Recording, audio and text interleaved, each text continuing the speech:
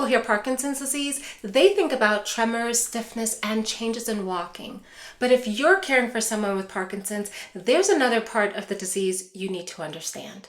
Parkinson's can also change attention, judgment, memory, visual processing, behavior, and eventually lead to Parkinson's disease dementia. And when these cognitive changes begin, families are often caught completely off guard. They think that there's a second illness that suddenly appeared. They wonder why their loved one is hallucinating, why conversations are becoming harder, why they seem confused, suspicious, or less able to make safe choices. And most importantly, they start thinking, what am I supposed to do now? What is happening? And that's the question I care most about, because Parkinson's isn't simply changing movement, it's gradually changing different brain networks. And as those brain networks change, your person's ability is also going to change. And when their abilities change, your caregiving has to adapt as well. So today I'm going to walk you through how Parkinson's changes the brain, why those changes can eventually lead to Parkinson's disease dementia, what caregivers often misunderstand, and most importantly, what you can start to do differently. Hi, for those of you new here, I'm Dr. Sinclair, a neuropsychologist, dementia care specialist, and founder of the Confident Caregiver Academy. Let's jump on in. Before we jump in, I want to make an important point. Not everyone with Parkinson's disease develops dementia. And even among those who do, the timing and symptoms vary from person to person. The goal of today's video isn't to scare you, it's to prepare you. Because caregivers who understand why the brain is changing and how the brain is changing are much better equipped to adapt when those changes actually show up at your front door. First, Parkinson's isn't just a movement disorder. Most people think Parkinson's is a disease of the muscles. It isn't. It's a disease of the brain. Your muscles are actually still capable of moving. The challenge is that the brain is no longer communicating with them as efficiently. The way that I explain it to my care partners is like this. Imagine an orchestra. The musicians are your muscles. The instruments still work, the violin still plays, the piano still plays, the drums still play. But the conductor is slowly disappearing.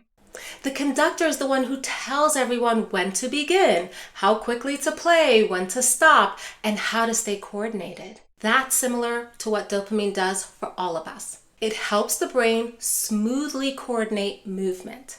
But Parkinson's damages the dopamine-producing cells deep within the brain, which means movement becomes slower, smaller, less automatic, and harder to initiate. Not because your person is not trying, they really are, but because the brain is having a harder time coordinating all the signals. Now here's why I'm spending some time explaining this, because this same idea eventually extends beyond movement. Over time, Parkinson's doesn't just affect brain networks responsible for dopamine, for movement. It can gradually affect networks involved in attention, planning a task, visual processing, decision-making, and eventually memory and thinking. That's why Parkinson's disease dementia develops in some people. Not because a brand new illness has appeared, but because the same neurological disease is gradually affecting more and more of the brain. And that distinction is critical because when you understand which brain network is changing, the behavior that you're seeing from your person suddenly starts to make more sense. And here's where I see families make their very first mistake. They assume Parkinson's begins when the tremor begins. It usually doesn't. Before the first tremor. One of the biggest surprises about Parkinson's disease is that it usually starts long before anyone notices a tremor. Sometimes years, sometimes even decades. Most people assume, however, that Parkinson's begins when the shaking starts. That's usually just not true. The disease has been often quietly changing the brain long before movement symptoms even became obvious. What's changing inside the brain? The dopamine-producing cells have already begun declining, but here's something that's so remarkable about the brain. It's incredibly resilient. For a long time, it compensated. It recruited other brain networks, it found workarounds, and that's why someone can lose a large amount of dopamine-producing cells before obvious symptoms appear. What caregivers often get wrong at this stage: families often look back after diagnosis and they think, oh my gosh, I should have noticed. Please do not blame yourself. Many of the earliest symptoms don't look like anything like what people expect Parkinson's disease to look like. Changes in smell, constipation, acting out dreams during sleep, depression, anxiety, fatigue. These are symptoms that have many causes. Most people would never connect them with Parkinson's disease. Only in hindsight, as you look back, are you often able to make sense of these symptoms and connect the dots. What to do instead at this time? Instead of focusing on what you missed, care partners, focus on what you now know. The diagnosis gives you something incredibly valuable, a bit of time.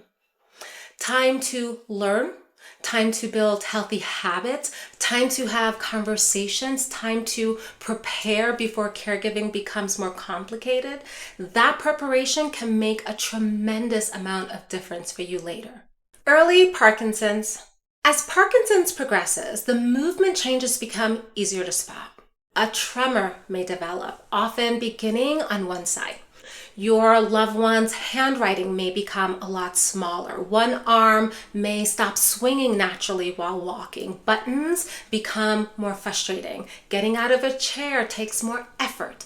Life is still largely independent for your person, but everyday tasks begin to take a lot more concentration and a lot more effort from them. What's changing inside the brain? Remember the orchestra that I talked about earlier? The conductor is slowly disappearing. One of the brain's jobs, care partners, is making movement automatic. Think about tying your shoes, walking across the kitchen, brushing your teeth in the morning. None of us stop to consciously think through every tiny movement that we make. Our brains have automated the routine. Parkinson's gradually takes away that automaticity. So your person can still perform many of these activities, but they now require a lot more effort. It needs to be conscious for them now. This next part is incredibly important to understand because this is where many loving caregivers accidentally make it a bit harder for their loved ones with Parkinson's. What caregivers misunderstand at this stage. One of the biggest mistakes I see families make at this stage is rushing. We're going to be late. Come on. You've always been able to do this before. Come on, you can do it. In many instances, care partners are often trying to be encouraging, but the brain is already working much harder. So pressure doesn't speed it up. It often makes movement even more difficult. Another mistake is assuming Parkinson's is only affecting movement. This is the stage where I start encouraging my families to start paying attention to subtle cognitive or brain changes as well. Not because I'm necessarily expecting dementia tomorrow, but because I want you noticing brain functions, not just tremor. What you can do at this stage, slow your pace. Build extra time into the day for them. Allow your loved one to do as much as they safely can. You can also encourage exercise, physical therapy, speech therapy, strong routines, and definitely healthy sleep. Now, these don't stop Parkinson's, right? But they do help to maximize the brain's remaining abilities, and preserving those abilities for as long as possible absolutely matters. Quick pause. If you've learned at least one new thing about Parkinson's and Parkinson's dementia, please like and subscribe to this channel. That small action allows you to send this to other care partners who need this information as well. Thank you. Why Parkinson's dementia looks different than Alzheimer's. Now, this is something families often find very confusing. They expect when they hear the word dementia for it to look exactly like Alzheimer's dementia. But different diseases damage different brain networks. In Alzheimer's disease, the earliest changes usually affect the brain's memory systems. People forget recent conversations, appointments, names, a question gets repeated multiple times, or we'll see executive functioning issues. In Parkinson's dementia, memory can certainly become impaired, but often the earliest difficulties involve something else. The brain becomes slower. Much slower. We actually call this bradiphrenia, which literally means slow thinking. It's as though every mental process takes longer. Now, this does not mean your loved one isn't intelligent. It does not mean that at all. And it doesn't mean that they aren't listening. It doesn't mean they don't know the answer. It means their brain simply needs more time. It is going remarkably slower than it was before Parkinson's dementia. You may ask a question, wait several seconds, then a few more seconds, and then eventually your person with dementia is able to respond. What caregivers often misunderstand at this stage. One of the biggest mistakes I see at this stage is assuming that your person with Parkinson's dementia, that their silence means confusion. So care partners often repeat themselves again, or they answer the question themselves, or they just rush through and move on. From the caregiver's perspective, it feels like you're helping because that silence can sometimes feel uncomfortable. But from your loved one's perspective, they are constantly being ignored or interrupted. What to do instead? Wait. Wait longer than what feels comfortable. 5 extra seconds may not sound like a lot for you as the caregiver, but for someone with Parkinson's, those 5 extra seconds means a lot. Give their brain time to catch up to what you're asking. One of the greatest gifts that you can give to someone with Parkinson's disease dementia is actually time. Time for their brain to process the information and actually respond to you. The brain's CEO begins struggling. As Parkinson's progresses, another group of brain networks may become involved, the frontal lobe, the executive networks. I like to think of the system as the brain's CEO. These networks help us to plan, to organize, to shift our attention, to solve problems, to start tasks, to monitor mistakes, to adapt when something unexpected happens. These are critical functions. When they're working well for us, we don't notice them. But when they're struggling, daily life becomes extremely harder. What's changing inside the brain? Your loved one may know exactly what they want to do. The problem is getting started, also known as poor initiation. Imagine sitting in your car knowing exactly where you want to go and exactly what you want to do, but the engine won't turn over. That's what poor initiation can feel like for someone with Parkinson's dementia. Their brain simply isn't generating the go signal as efficiently anymore. What caregivers often misunderstand at this stage. Families often say something like, he just sits there all the time. She won't do anything unless I force her. He's just given up with life. It's easy to mistake these symptoms for laziness, depression, or your person being stubborn. And sometimes depression can absolutely accompany Parkinson's dementia, but many times the problem isn't necessarily motivation or even only depression. Sometimes it's initiation. It's a neurological problem that happens with Parkinson's dementia. What you can do to help. Avoid asking for your person with Parkinson's dementia to do the entire task. Offer the first step to them instead. So for example, instead of mom, go get dressed, an entire task, you're going to try something like, let's put your shirt on first. Okay? And instead of dad, go make your lunch, you can probably try something like, let's walk to the kitchen together. Okay, care partners, so you see what I'm doing there? The first step is often the hardest for someone with Parkinson's dementia. Once the movement begins though, continuing the movement becomes easier for them. So we call that scaffolding in psychology. You're not taking over, but you're giving their brain just enough support for it to be successful. Vision changes that families rarely expect. Another commonly affected area involves visual processing. This surprises a lot of families because no one warns you about it. The eyes may actually be quite healthy. The problem isn't seeing, the problem is the brain interpreting what's being seen. That's why someone may misjudge distances and bump into things. They will reach for an object and miss it. They'll misinterpret shadows, or the brain is receiving the visual information, but it's not processing it properly. So patterned floor now looks very scary, differently from what your brain and my brain would interpret. This also explains why hallucinations can develop in people with Parkinson's dementia. What caregivers often misunderstand at this stage. Many caregivers immediately think hallucinations mean psychiatric illness, not necessarily in the sense that you're thinking.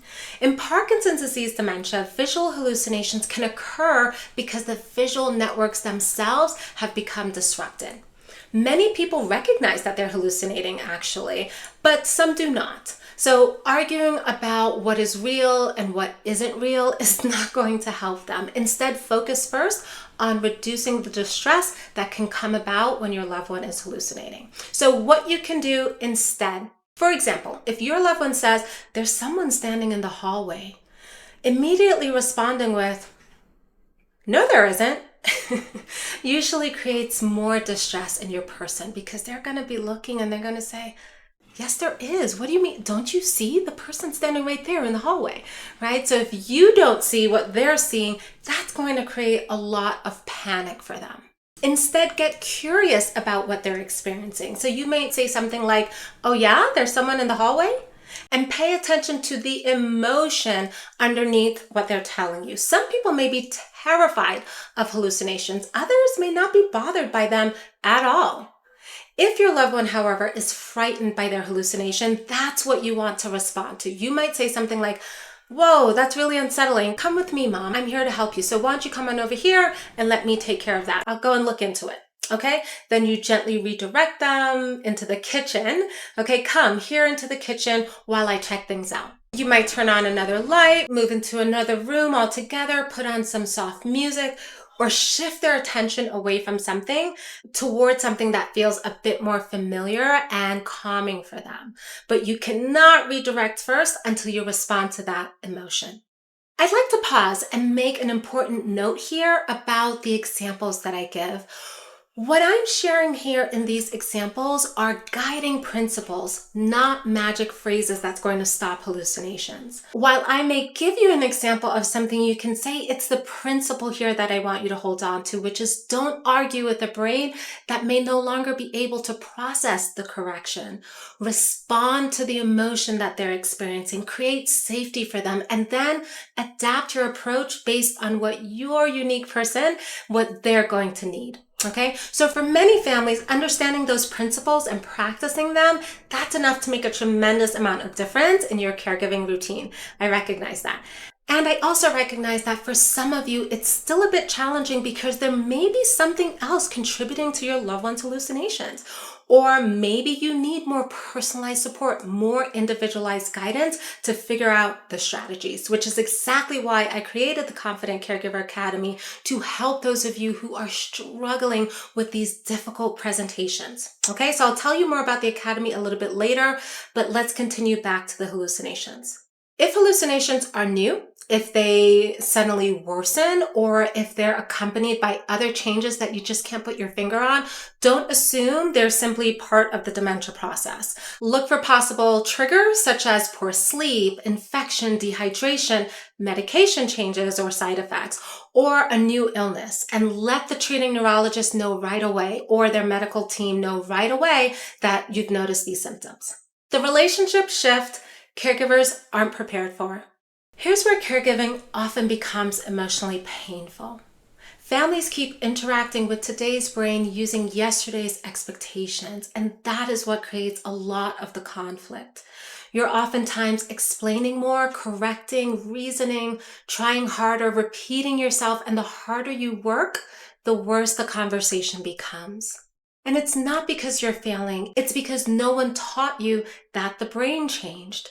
The healthier brain that those strategies once worked with isn't the brain you're talking to today with Parkinson's dementia. The more the brain changes, the more your caregiving has to change as well. And that's called adapting. And adapting is one of the most loving things that you can do as a caregiver. That's why you're here trying to learn on this channel. If today's video allowed you to feel seen and you understand Parkinson's dementia and Parkinson's disease just a little bit more, then go ahead and grab the free Dementia Care Starter Kit below. It will help you to continue the education. And if your family is struggling with Parkinson's disease, hallucinations, Alzheimer's disease, Lewy body dementia, or any other form of dementia, and you are feeling overwhelmed by the day-to-day challenges, my team and I are here to help. You can schedule a call with me using the link below to learn more about the Confident Caregiver Academy. This is exactly why I created it, to be able to help you. So grab that help if needed, and thank you for being here. I'll see you in the next one. Bye.